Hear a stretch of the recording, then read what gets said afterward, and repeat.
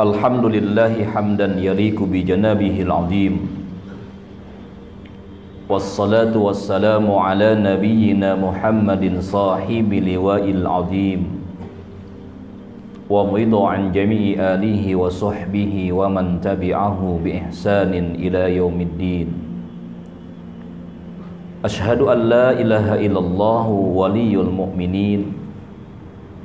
Wa ashhadu anna Muhammadan abduhu wa rasuluhu al-mab'utsu rahmatan lil alamin. Allahumma salli wa sallim ala nabiyyina wa maulana Muhammadin wa ala alihi wa ashabihi wa man tabi'ahu bi ihsanin ila yaumiddin, amma ba'd. Fa ya ibadallah, usini nafsi wa iyyakum bitaqwallah wa ta'atihi la'allakum tuflihun. Kama qala Allah ta'ala, a'udzu billahi minasyaitonir rajim. Ya ayyuhalladzina amanu taqullaha haqqa tuqatih wa la tamutunna illa wa antum muslimun. Wa qala nabiyyuna Muhammad sallallahu alaihi wasallam, ittaqillaha haitsu ma kunta. Sadaqallahul azim wa sadaqa rasul nabiyul habibul karim wa nahnu ala dzalika minasyahidin wasyakirin walhamdulillahi rabbil alamin. Ma'asyiral muslimin, jamaah salat Jumat yang insyaallah dimuliakan oleh Allah Subhanahu wa taala. Pertama dan paling utama, marilah kita panjatkan puja dan puji syukur kita kepada Allah atas limpahan-limpahan nikmatnya kepada kita.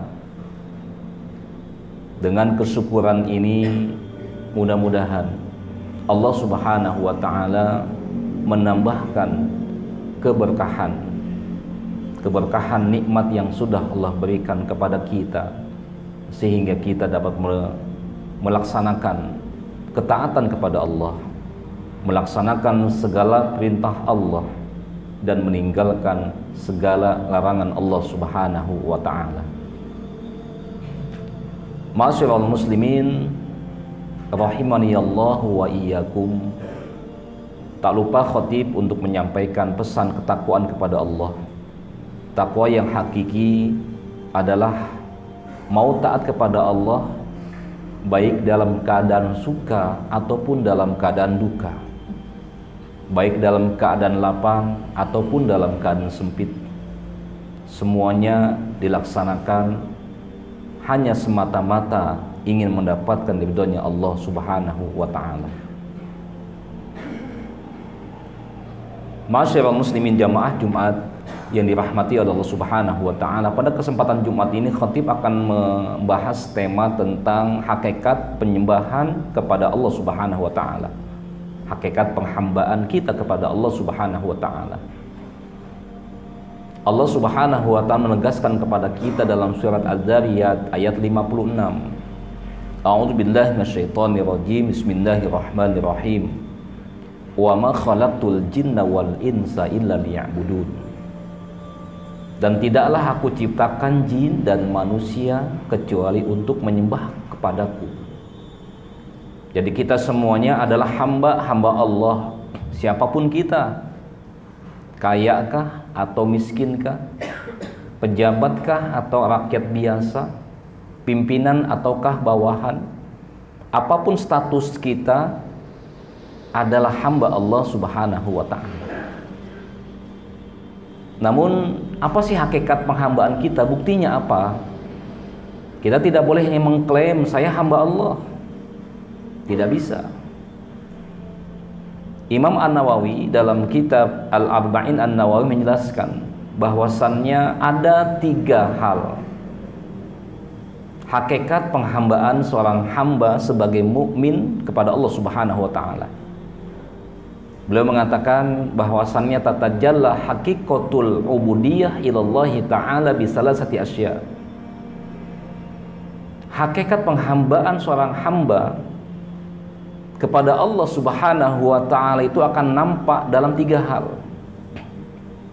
Jadi kalau 3 hal ini tidak kita aplikasikan, bisa jadi pengakuan penghambaan kita kepada Allah hanya omongan kosong belaka, tidak ada nilainya, hanya klaim yang tidak ada pembuktian. Apa 3 hal ini? Kata beliau, yang pertama adalah bisu'ali ilallahi aw biddu'a. Yang pertama adalah senantiasa memohon kepada Allah. Jadi bukti kita ini adalah hamba Allah, kita senantiasa minta kepada Allah dalam segala hal kondisi kita. Jangan hanya ketika sulit saja. Jangan hanya ketika kita menghadapi ujian yang begitu berat baru kita mau kembali kepada Allah. Bahkan Nabi memerintahkan kepada kita untuk senantiasa meminta kepada Allah dalam segala hajat-hajat kehidupan kita.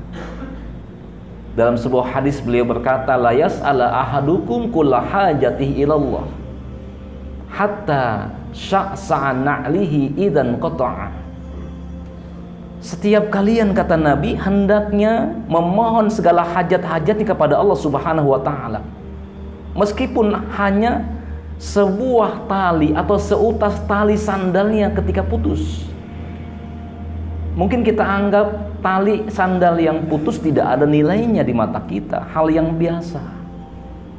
Tetapi Nabi Muhammad SAW memberikan tuntunan kepada kita, mukmin yang baik, hamba yang baik adalah setiap menghadapi masalah dia senantiasa memohon kepada Allah Subhanahu wa ta'ala, meskipun hal yang remeh-temeh. Karenanya seorang hamba yang senantiasa memohon kepada Allah Subhanahu wa ta'ala, ini artinya dia butuh kepada Allah. Allah memerintahkan kepada kita, ud'uni astajib lakum. Mintalah kepadaku, kata Allah, niscaya akan aku kabulkan. Bahkan Nabi kita Muhammad SAW dalam hadis yang lain mengatakan, ma da'a abdun muslimun bidu'ain illa ayyustujiba lahu. Tidaklah seorang hamba muslim memohon kepada Allah Subhanahu wa ta'ala kecuali Allah akan mengabulkannya. Imma ayyu ajjila lahu fid dunya, ada yang doanya langsung Allah kabulkan di dunia. Wa imma ayyudakhirahu fil akhirah, ada yang Allah tangguhkan namun Allah ganti dengan kenikmatan di akhirat. Wa imma ayyukaffiru anhu min ba'di dzunubihi biqadri ma da'a. Ataupun bisa jadi, kata Nabi, bentuk yang ketiga, yaitu apa? Dihapus dosa-dosanya hanya dengan berdoa kepada Allah Subhanahu wa ta'ala, malam yad'u bi ismin aw qati'ati rahim, selama doanya itu bukan doa yang mengandung dosa dan memutus silaturahim. Maka Nabi memerintahkan kepada kita, ud'u rabbakum wa antum muqinuna bil ijabah. Mohonlah kepada Tuhanmu, berdoalah kepada Tuhanmu, dan kamu yakin doamu akan dikabulkan oleh Allah Subhanahu wa ta'ala. Ini adalah hakikat yang pertama. Apakah kita sudah sering memohon kepada Allah Subhanahu wa ta'ala? Kalau kita sering memohon kepada Allah dalam segala situasi dan kondisi, maka itu tanda bahwasannya kita sudah menjadikan Allah adalah Tuhan kita dan menjadikan diri kita sebagai hamba Allah Subhanahu wa ta'ala. Yang kedua adalah bitolabil hidayah, meminta hidayah kepada Allah Subhanahu wa ta'ala. Mengapa saya harus minta hidayah kepada Allah Subhanahu wa ta'ala? Bukankah Allah sudah menjadikan saya seorang muslim? Bukankah saya sudah mendapatkan hidayah dari Allah Subhanahu wa ta'ala? Jawabannya adalah karena kita masih membutuhkan satu lagi macam hidayah. Ada 5 macam hidayah, 4-nya sudah Allah kasihkan kepada kita. Yang pertama adalah hidayatul fitrah, hidayah kefitrahan kita sebagai makhluk Allah, Dan bahkan hidayah fitrah ini bukan hanya Allah berikan kepada manusia, kepada semua makhluknya Allah berikan. Yang kedua, hidayatul hawas sudah Allah kasihkan kepada kita. Dengan hidayatul hawas yang kita bisa melihat, bisa berbicara, bisa mendengar, bisa meraba, bisa merasakan, mengecap rasa, asin, manis, pahit, ketir. Kita bisa melangkah menuju tempat-tempat yang kita inginkan. Ini hidayatul hawas, sudah Allah berikan kepada kita. Ada hidayatul aqli, hidayah akal, logika, Allah sudah berikan kepada kita. Dan saat ini kita sedang merasakan hidayatul din, hidayah agama, yaitu Allah membuka hati kita, memasukkan hidayah ke dalamnya untuk menjadi muslim. Tapi apakah cukup? Belum cukup. Ada satu hidayah yang harus senantiasa kita mohonkan kepada Allah Subhanahu wa taala, yaitu hidayatut taufik wal ma'unah. Hidayah taufik dan pertolongan Allah Subhanahu wa taala. Itu kapan? Saat ini sampai kita wafat. Apa itu bentuk hidayah taufik? Allah menjadikan kita manusia-manusia istiqomah dalam keislaman, istiqomah dalam ketaatan, istiqomah dalam meninggalkan kemaksiatan kepada Allah Subhanahu wa taala. Dan Allah wafatkan kita dalam keadaan husnul khatimah. Dan ketika Allah Subhanahu wa taala mengumpulkan kita kelak di padang mahsyar, Allah memberikan keselamatan kepada kita. Allah memasukkan kita kepada kelompok manusia-manusia yang berdampingan hidupnya dengan para nabi, para aulia, para syuhada. Lalu Allah memasukkan kita ke dalam surganya Allah Subhanahu wa ta'ala. Inilah yang kita mohon kepada Allah. Maka jangan kita lengah, jangan kita merasa aman. Oh, saya sudah menjadi muslim. Hati-hati. Nabi kita Muhammad SAW sudah mewanti-wanti kepada kita akan tiba satu masa. Apa kata Nabi? Asbaha mu'minan wa amsa kafiran. Ada satu kondisi saat itu, kata Nabi, ada seorang mukmin, dia mukmin di waktu pagi, tetapi begitu petang tiba amsa kafira, menjadi orang kafir. Na'udzubillah. Ada juga yang amsa mu'minan wa asbah kafiran. Di waktu sore harinya dia beriman kepada Allah Subhanahu wa taala. Namun begitu tiba waktu paginya, dia kufur kepada Allah Subhanahu wa taala. Karena jamaah yang dirahmati oleh Allah Subhanahu wa taala, ada doa yang Nabi ajarkan kepada sahabat-sahabatnya selepas salat 5 waktu, yaitu jangan kalian tinggalkan, kata Nabi. Apa doanya? Allahumma a'inni ala dzikrika wa syukrika wa husni ibadatik. Ya Allah, tolonglah aku ya Allah untuk senantiasa menyebut-Mu ya Allah, untuk senantiasa bersyukur kepada nikmat-nikmat-Mu ya Allah, dan untuk senantiasa membaguskan ibadah kepadamu ya Allah. Dan doa Nabi, ya muqallibal qulub tsabbit qalbi ala dinika wa ala ta'atik. Wahai zat yang membolak-balikan hati, tetapkanlah hati ini ya Allah untuk senantiasa berada di atas agamamu dan di atas ketaatan kepadamu. Inilah jamaah yang dirahmati oleh Allah Subhanahu wa ta'ala. Jadi jangan lengah, jangan merasa aman, jangan merasa sudah saleh, jangan merasa sudah selamat. Senantiasalah minta hidayah kepada Allah Subhanahu wa ta'ala, yaitu hidayah taufik, minta diselamatkan dari segala bentuk fitnah-fitnah di dunia, dan Allah selamatkan kita dari azab kubur dan dari azab api neraka. Kemudian yang ketiga, menurut Imam An-Nawawi, hakikat penghambaan kita kepada Allah Subhanahu wa ta'ala adalah apa? Al-imtisal al-kamil. ketaatan yang sempurna, ketaatan yang tidak parsial, ketaatan yang utuh, totalitas. Sebagaimana Allah perintahkan, ya ayyuhalladzina udkhulu fisilmi kafah.